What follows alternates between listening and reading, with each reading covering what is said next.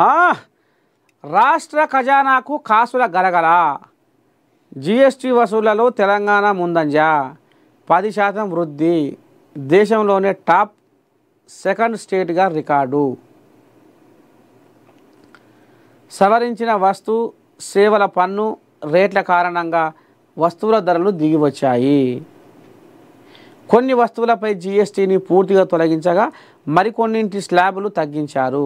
అయితే దీనివల్ల కేంద్ర రాష్ట్ర ప్రభుత్వాలకు పన్నులు తగ్గుతాయని, నష్టాలు కూడా వచ్చే అవకాశం ఉందని నిపుణులు అంచనా వేశారు. అయితే జీఎస్టీ పన్ను రేట్లు తగ్గినా వసూళ్లు మాత్రం తగ్గట్లేదు.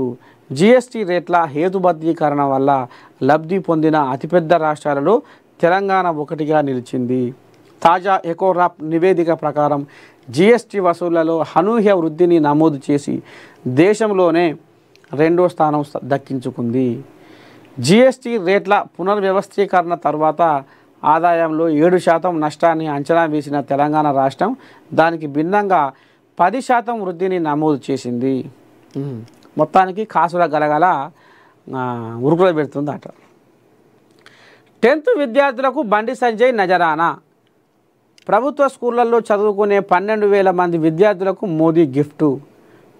మోదీ గిఫ్ట్ పేరుతో ఎగ్జామ్ ఫీజును చెల్లిస్తానని ప్రకటన. ఆయా జిల్లాల కలెక్టర్లకు లేఖ రాసిన బండి సంజయ్. కరీంనగర్ పార్లమెంటు నియోజకవర్గ పరిధిలోని ప్రభుత్వ పాఠశాలల్లో 10వ తరగతి చదువుకునే విద్యార్థులందరికీ కేంద్ర మంత్రి బండి సంజయ్ శుభవార్త తెలిపారు.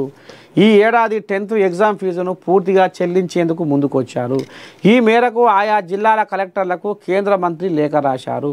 కరీంనగర్ పార్లమెంటు పరిధిలోని ప్రభుత్వ పాఠశాలల్లో 12,292 మంది విద్యార్థులు 10వ తరగతి చదువుకుంటున్నారు.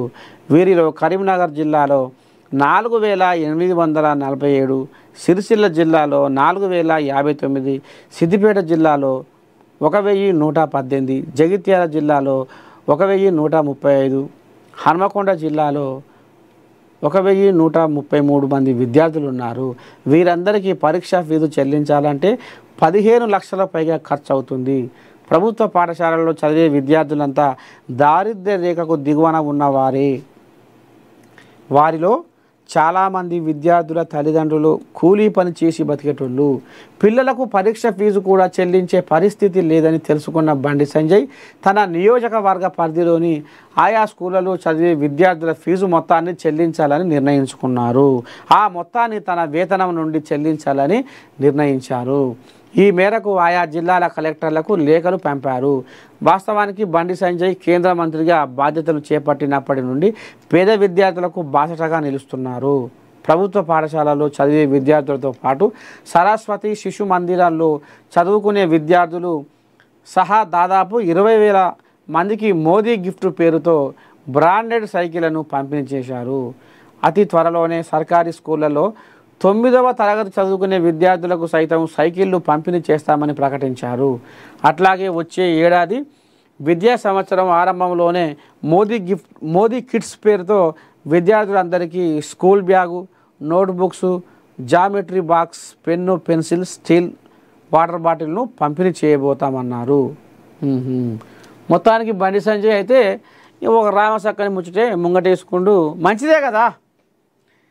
ఇట్లయితే నువ్వు జనాల నాలుకల మీద ఎప్పుడు సంజయ్ సంజయ్ సంజయ్ సంజయ్ అని కలవరిస్తాడు. ఓ మంచి పని చేసిండు బండి సంజయ్. బీద సాదా బక్కపేద వసవసాని రేఖలు ముఖలు చేసుకునే కష్టజీవుల బతుకుల ఆదుకున్నోడు బండి సంజయ్. వాళ్ళకి ఇంతో అంతో ఆసరైనోడు బండి సంజయ్. పేదలంటే పరిసేస్తాడు బండి సంజయ్ అనేది కోలాగా ఓ ముద్ర వేసుకుంటుంది.